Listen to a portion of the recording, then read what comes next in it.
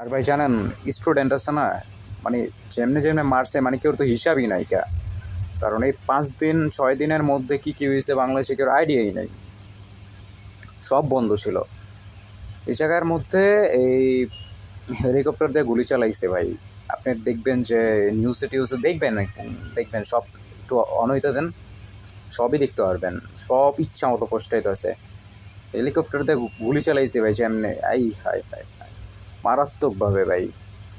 তারপর হইতেছে এই বাসার থেকে দইরা দইরা নিয়ে গেছে ভাই, বাসার থেকে দইরা দইরা নিয়ে গিয়া মারছে ভাই। আর যেগুলার দৌড়ছে ভাই, ইচ্ছা মতো মারছে ভাই। আমার এক ছোট ভাইয়ের বাসায় গেছিল, ও হইতেছে প্রোটেস্টের প্রথম দিন গেছিল, যাওয়ার পর হইতেছে ওই ওরা মনে করেন প্রোটেস্ট টোটেস্ট করে আইসে বাসায়, বাসা আনার পর রাত্রে ওর বাসায় পুলিশ হয়েছে। পুলিশ আসার পর তারপর মনে করেন ওরা নাকি নিতে চায়।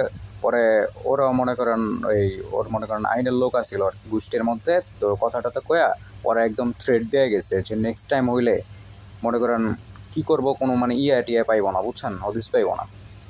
তো মানে এরকম প্রতিটা পোলাপাইনের ঘরে যা যায় এরকমভাবে থ্রেট দিছে।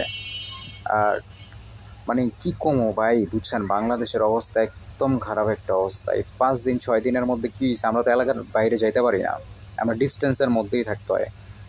কারণ আমি গ্রামেগঞ্জ সাইডে, তো এই সাইডে মনে করেন গ্রাম এরিয়া, তো তো এই সাইডে মনে করেন কারফিউ টারফিউ যত যাই দিছে না কেন, আমরা নর্মালি চলাফেরা করতে পারছি ওরকমভাবে। কিন্তু ভাই একটা জিনিস অবাক লাগছে কি জানেন, প্রতিটা দিন আপনার হেলিকপ্টার চলছে ভাই।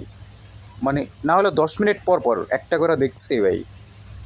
মানে টোটাল কে জানে ভাই, বাংলাদেশ রাউন্ড লাগেছে নাকি। তবে ভাই এরকমও দিন গেছে, মানে 10 মিনিট পর পর হেলিকপ্টার ভাই, বুঝছেন, মাথায় আওলা যায়। শুনলাম যে এয়ারপোর্ট নাকি বন্ধ, এই যে প্রোটেস্টের শুরুতে নাকি এরকম শুনছিলাম। কিন্তু ভাই এই বিমান কিন্তু আপনার এই রানিং 6 দিন ধরে চলতেই আছে, বুঝলাম না কিছু, মানে কোনো জিনিসই ঠিক নাই।